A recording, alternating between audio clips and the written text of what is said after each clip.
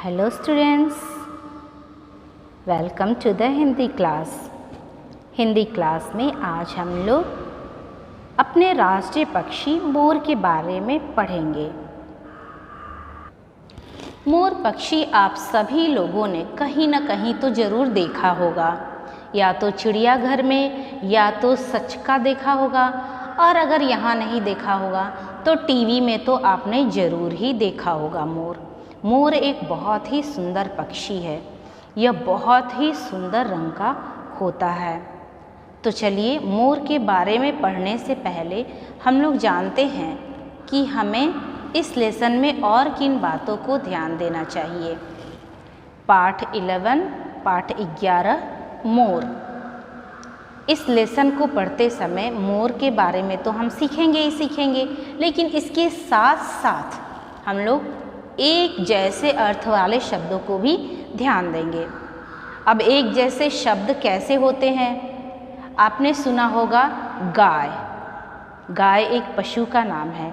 गाय को हम लोग और क्या कह सकते हैं? दूसरे शब्दों में और क्या कह सकते हैं? गौ। गाय को हम लोग गौ बुलाते हैं, गाय बुलाते हैं। तो गौ और गाय दोनों एक ही चीज़ होता है। उसी तरह से ये पाठ हम लोग पढ़ने जा रहे हैं मोर के बारे में। तो मोर को और हम लोग किन शब्दों से बुलाते हैं? मयूर के नाम से।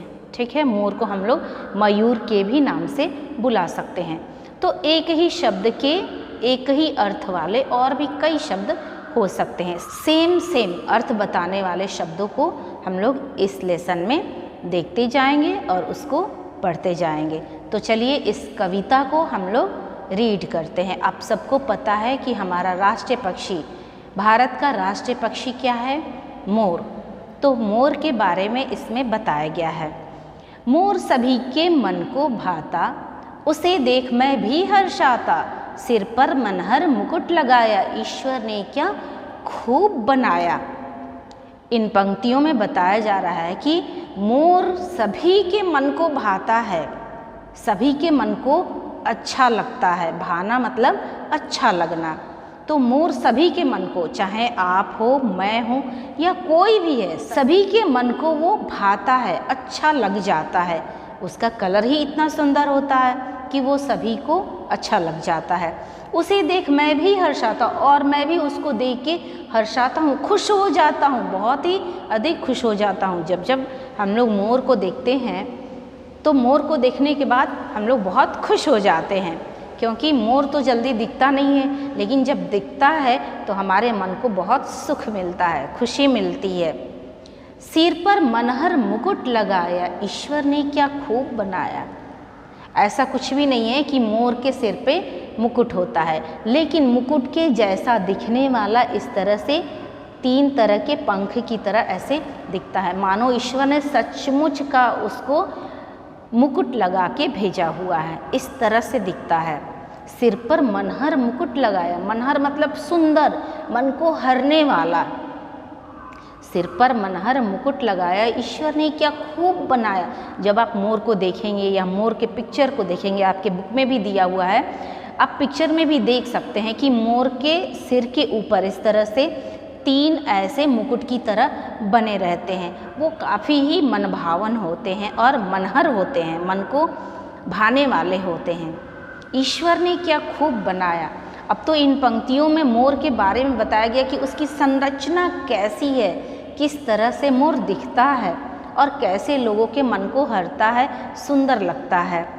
तो ईश्वर ने क्या खूब बनाया, यहाँ पे बताया जा रहा है कि ईश्वर क्या खूबसूरत पक्षी बना के भेजे हैं। कलरफुल, बिल्कुल एकदम सुंदर कलर, सबके मन को हरने वाला, भाने वाला। गहरी नीली, सेकेंड स्टैंजा आप लोग देखिए। गहरी नीली रेशम वाली, लंबी कोमल गर्दन प्यारी, इसके पंख जगत से न्यारे, रंग बिरंगे चंदाधारे। तो यहाँ पर बताया जा रहा है कि गहरी नीली रेशम वाली, लंबी कोमल गर्दन प्यारी। मोर की गर्दन कैसी होती है, किस कलर की दिखती है? नीले रंग की दिखती है, नीले कलर की दिखती है। मोर की गर्दन किस रंग की दिखती है? नीले कलर की दिखती है, नीले रंग की दिखती है। पूरा गर्दन एकदम नीली और रेशम की तरह होती है, एकदम रेशम की तरह मुलायम। लंबी कोमल गर्दन प्यारी, उसकी गर्दन, मोर की गर्दन क्या होती है, लंबी होती है, मुलायम होती है, कोमल होती है और बहुत ही प्यारी दिखती है। इसके पंख जगत से न्यारे। अब बताइए जगत में सबसे ही अच्छे कौन है, मोर के पंख है, रंग बिरंगे चंदाधारे। और इनके पंख कैसे होते हैं, जैसे लगता है गोल गोल उसमें चंदे लगे हुए हैं। इस तरह से बताया जा रहा है कि बिल्कुल एकदम चंदाधारे हुए होते हैं उनके पंख। मोर के पंख बिल्कुल लंबे लंबे होते हैं, एकदम बहुत ही सुंदर होते हैं, न्यारे होते हैं और रंग बिरंगे होते हैं। यूँ लगता है जैसे कि उनके पंखों पर क्या लगा है, चंदा लगा हुआ है। आगे की पंक्तियाँ पढ़ते हैं। बागों में यह नाच दिखाता, सुंदर पंखों को फैलाता, नाच देख हम भी खुश होते, आता मजा मोर हम होते। बागों में यह नाच दिखाता, बताया जा रहा है इन पंक्तियों की मोर क्या करता है, तो मोर बागों में नाच दिखाता है। आपने देखा होगा या सुना भी होगा कि जैसे घने काले बादल आ जाते हैं और मोर को ये समझ में आ जाता है कि अब बारिश होने को है, तो बिल्कुल उस मौसम को ये भरपूर एकदम एंजॉय करता है, आनंद उठाता है उसका, और इतना वो खुश हो जाता है कि अपने पंखों को इस तरह यूं यूं यूं पूरा फैलाकर और नाचने शुरू करता है।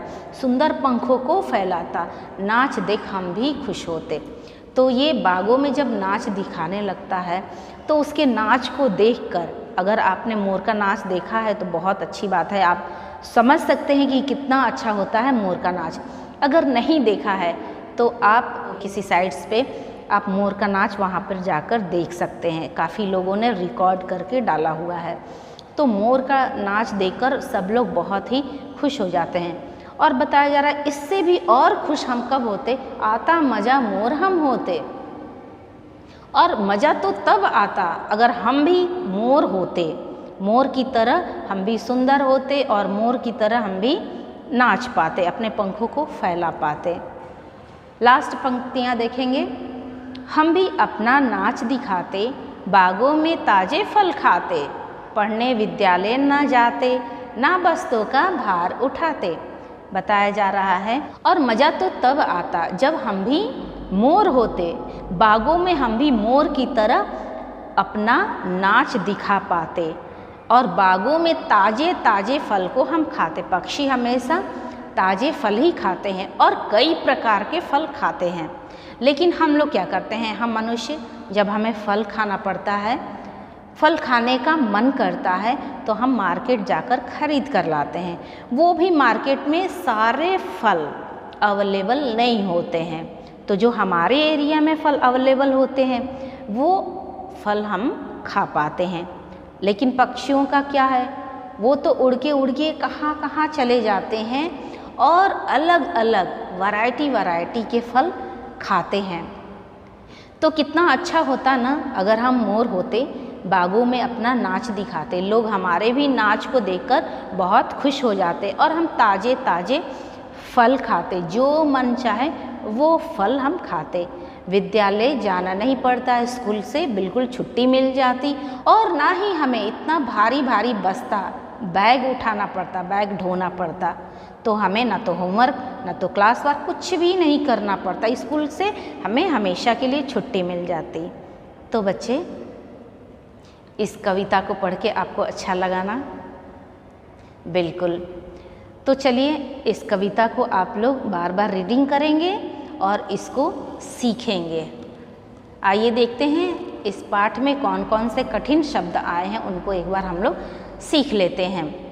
मोर, मोर का मतलब होता है मयूर, पहले ही मैंने बताया है। मोर मतलब क्या होता है, मयूर। मनहर, मनहर का अर्थ है सुंदर, मनहर सुंदर, मन को हरने वाला सुंदर। जगत, जगत यानी कि संसार। भाता, अच्छा लगता। ईश्वर, भगवान। न्यारे, अनोखे, ईश्वर ने एकदम बिल्कुल मोर को अनोखे तरीके से बनाया है। हर्षाता, खुश होता। कोमल, मुलायम, धारे हुए, लगाए हुए। धारे हुए का मतलब क्या होता है? लगाए हुए। बागों, बागों मतलब होता है उपवन। तो स्टूडेंट्स इसको अच्छे से आप लोग सीखेंगे, ठीक है। ये कठिन शब्द हैं, इनको आप लोग अच्छे से लिखकर सीखेंगे तो याद हो जाएगा। अब चलिए हम लोग थोड़ा सा एक्सरसाइज की ओर बढ़ते हैं और एक्सरसाइज भी हम लोग देख लेते हैं। आओ अभ्यास करें। तो सबसे पहला दिया हुआ है कविता की पंक्तियाँ पूरी कीजिए। तो ये कविता की 2-4 लाइनें यहाँ पर दी गई हैं और जो अधूरी है इसको आपको पूरा करना है। पढ़ते हैं। क, सिर पर मनहर मुकुट लगाया ईश्वर ने क्या, यहाँ पर खाली स्थान में क्या भरेंगे? क्या खूब बनाया। यहाँ पर ऑप्शन में लिखा हुआ है बेकार या खूब। बेकार या खूब, दोनों में से क्या होगा? खूब। ईश्वर ने क्या खूब बनाया। बागों में वह नाच दिखाता, सुंदर खाली स्थान को फैलाता। किसको फैलाता बताइए? बागों में यह नाच दिखाता। और नाचते समय मोर क्या फैला लेता है? अपने पंखों को फैला लेता है, पैरों को नहीं फैलाता। किसको फैलाता है? पंखों को। तो यहाँ पे आप पंखों को खाली स्थान में भर लेंगे। अब सेकंड है, नीचे लिखे वाक्यों को पहचान कर सही के आगे सही और गलत के आगे गलत का निशान लगाएं। मोर को देखकर सब खुश नहीं होते। मोर को देखकर सब लोग खुश नहीं होते, ये तो गलत बात है। मोर को देखकर सभी लोग खुश होते हैं। तो इसे आप लोग बॉक्स में क्रॉस काटेंगे इस तरह से। ख, बागों में मोर नाच दिखाता है। ये तो सही है, बागों में मोर नाच दिखाता है, तो सही कीजिए। मोर एक राष्ट्रीय पक्षी है। यस, ये हमारे भारत का राष्ट्रीय पक्षी है मोर। मोर की गर्दन लंबी होती है। बिल्कुल होती है, तो ये भी सही रहेगा। तो आप देख सकते हैं सिर्फ फर्स्ट वाला क केवल गलत है, बाकी सब सही है। अब तीसरा क्वेश्चन देख लेते हैं। 2 शब्द जिनका अर्थ एक हो उन्हें आपस में मिलाइए। जैसे इस लेसन में हम लोग पढ़े हैं ना, समान अर्थ वाले शब्दों को आपको पढ़ना है, अभ्यास सीखना है। तो समान अर्थ वाले शब्दों को यहाँ पर मिला के बताइए। मोर, मोर का मतलब होता है मयूर। ये तो पहला आपको करके दिखाया गया है। मोर का मतलब क्या होता है? मयूर, ठीक। तो यहाँ पर है मयूर। ईश्वर, ईश्वर का मतलब क्या होता है? ईश्वर मतलब भगवान। तो ईश्वर को आप लोग भगवान से मिला दीजिए। ओके। जगत, जगत का अर्थ होता है संसार, तो संसार से मिला दीजिए, ठीक है। मनहर, मनहर मतलब सुंदर। मनहर का मतलब होता है सुंदर। कोमल, कोमल मुलायम। कोमल मतलब मुलायम। मोर की गर्दन कोमल होता है ना। बाग, बाग मतलब उपवन। बाग, उपवन। तो स्टूडेंट्स इस लेसन को अच्छे से पहले पढ़ेंगे, पढ़ने का प्रैक्टिस करेंगे। इसके बाद जब आपको पढ़ने अच्छे से आ जाए तो इस कविता को अच्छे से आप लोग सीख लेंगे और इसको एंजॉय करेंगे। तो मिलते हैं हम लोग अगली वीडियो में। तब तक के लिए आपको प्रैक्टिस करते रहना है, लेसन को रीड करना है। Okay, see you in next video. Bye bye.